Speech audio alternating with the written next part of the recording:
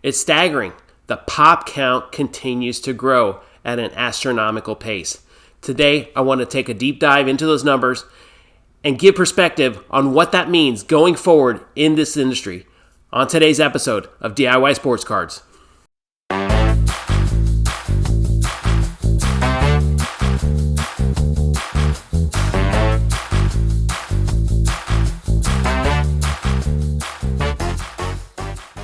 Hey everyone, welcome to another episode of DIY Sports Cards, a production of Iconic Trading Cards. I'm Ramon. What's going on? Hope everyone's having a good week. I'm back from a trip last week. Took my son to the Midwest to visit some colleges. Unfortunately, I had to miss Culture Collision. Sometimes life gets in the way. That's what this is all about. So I checked in with GemRate to see how things were going. PSA graded 173,000 cards in the last 7 days. 173,000. Today, I want to give you more perspective on what these numbers look like. Yeah, we all know that there's millions and millions of cards out there that are graded, but how is it broken down? I did a deep dive on some of the numbers and looking at some of the popular players that are out there. I think you're going to find some interesting data points that come out of this that'll give indication as to how you, the collector and investor, are looking at the card market and what you're putting your time and money into. Let's do this, shall we? Okay, so we're going to go inside the numbers today. Today we're going to look at pop counts. Primarily going to be looking at PSA, but we're also going to dabble into information from the other grading companies on specific instances. I'll get to that in a minute. So the first number I want to share with you is 39,753,456. What number is this? You probably guess what this is. This is the total PSA pop count today. I checked this morning, so this is about as real time as I can get. That's a growth. If I recall, I think the number was somewhere around 37.5 million exiting 2021. It's a lot of cards. Now, I know in February they did 750,000 or so, and that's just PSA. We know SGC has grown. We know Beckett is still trying to catch up. So what this tells me is the market is tracking to deliver somewhere between 10 and 12 million cards graded in 2022. That's a lot of graded cards for the industry, and that's a lot of revenue for these companies. Let's move forward. All right, the next number I want to share with you is 6.17%. Now, what does this number represent? This is the percent of the total PSA pop count for the top 5 players. Now, which 5 players is this? The top 5 includes Michael Jordan, Ken Griffey Jr., LeBron James, Zion Williamson, and Charizard, the Holo card. All right, perspective here. So the top 5 players that make up 6% of the total pop count, so this is every card each one of these players have had, they make up 6%.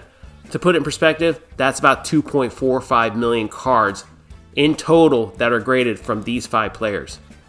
It's made up of a GOAT, 2 greats, a fictional great, and a 21-year-old who's supposed to be great, but he's having issues with injury and maintaining his weight, keeping it down. It's an interesting fact nonetheless, but it does say a lot when you see 6% is made up from these 5 players or characters. All right, let's move on, shall we? All right, the next number I want to share with you is 772,573. So what I'm guessing is the pop count. So which pop count is it? This is the pop count of all Michael Jordan cards from PSA. So life to date, Michael Jordan makes up over 772,000 of the 39.8 million that have already been graded. That's a significant number, and if you do the math, that is close to 2% of the total pop count. Makes sense. He's a GOAT. He had a lot of cards.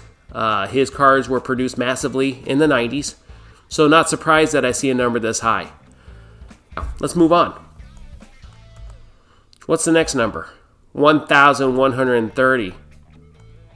I'm guessing there's another pop count. What is this? Survey says This is the number of Michael Jordan cards graded in the last 48 hours by PSA.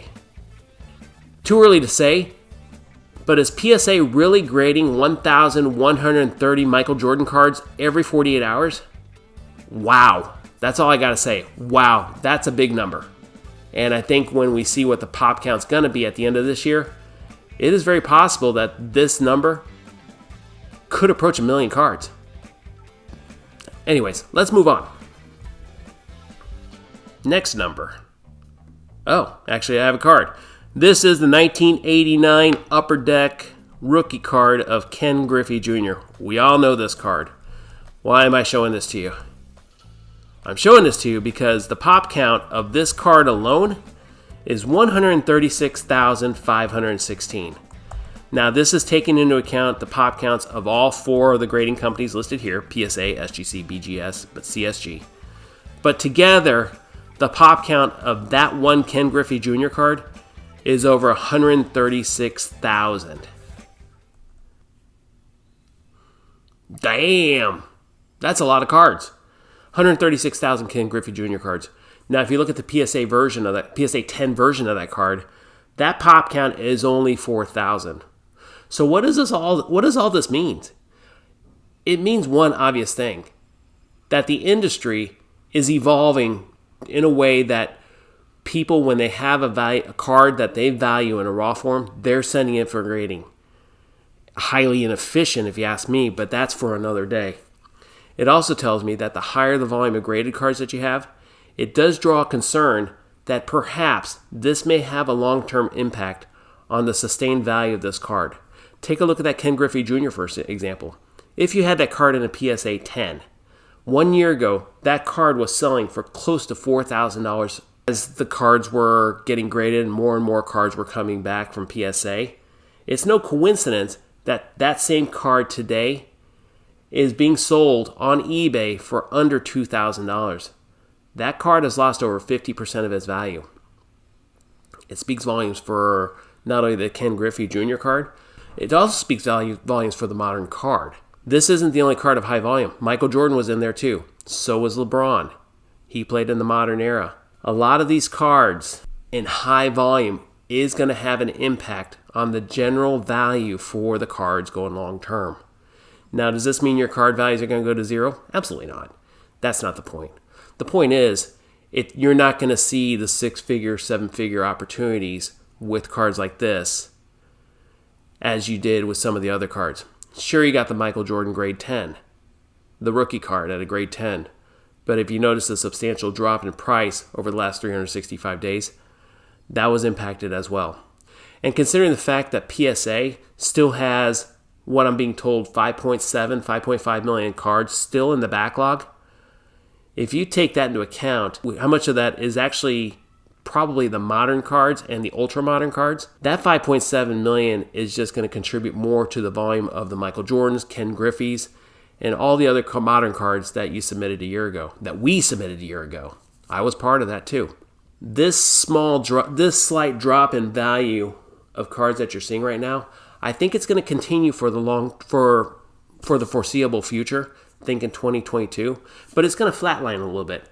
There's going to be some exceptions, and that's going to be normal. If anyone out there is expecting a price growth like what you saw in 2020 and 2021, I think those days are long gone for the general industry. You are going to see a few players have cards that go up with that type of magnitude, but it's going to be a combination of performance-based coupled with popularity.